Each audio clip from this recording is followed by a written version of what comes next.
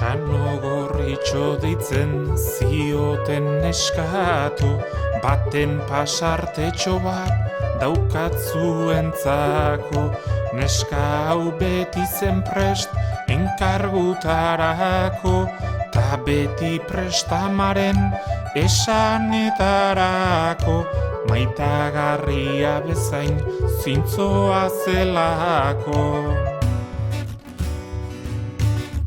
Amak esan zion, kezkatuta edo, amonatxoa gaixo, dagoen ezkero, bisitan otartxoa, eramazu gero, goze pixkat izango, baitu honezkero, ata bidean kontuz, otxorik balego. Amonaren etxera zijoan kantari, basoaren erditik tralara tralari, bere ala hurbildu zitzaion eiztari, bat eta esan zion tentu otxoari. Bai amonaren gana, joango naizadi. Gutxi baino lehen otso maltzurra bidera, irten zitzaion eta handikan aurrera. Neskatxa basoan zertan ari zera. Amona gaixori da, ta bere etxera, nijoa otar bete, jaki ematera.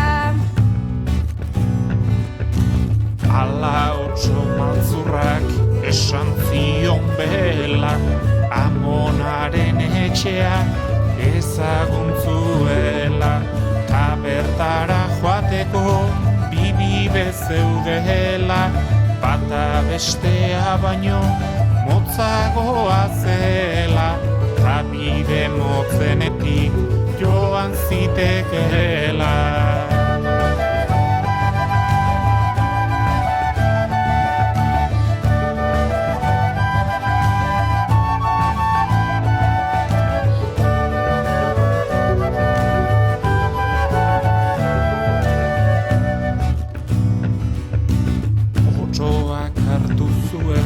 Biderik motzena, eta txano gorritxok aldiz luzena. Otsoa iritsi zen etxera aurrena, amonak Norta hortik da bilena, Ni naiz txano gorritxo, iritsi naizena. zu alzara lastana, sartu zaitez lasai. sartu zen ta amona irentsi ere bai.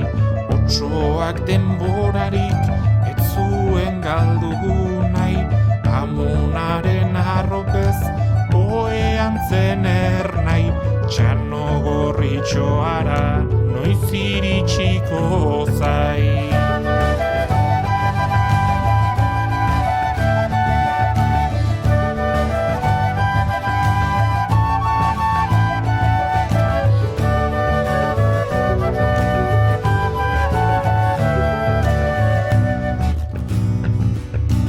Neskak heltzean, ta otsoak Nor da? Ni naitxano gorritxo, bazure biloba, haizu ikusi gabe, hainbeste denbora. Aurrerantzean ez da hala izango ba, gertu izan zaitzadan etorri ondora. Amona zebelarri, handiak dauzkazun, Zeren bestela ezingo, bait nizuke entzun. da zebegi handiak, alakorik inun. Ea zuk nik bezala ikusterik duzun. Da zenolako hortzak, Zo jateko lagun. txano gorritxo irten nintzen etxetik iesi, laguntza eskezen bat oiutak arrasi, handik zen eiztariak guztia ikusi, zuen ta otsoura hiltzuen lehenbizi, ez zuelako beste gauzarik merezi. Gero otsoa hartu ta Isabela, ireki zion ezer ez balitz bezala, han irten zen amona eta handik behela, badakit bilobaren etxera joan zela, aurrerantzean pozik bizi izan zirela, han irten zen amona eta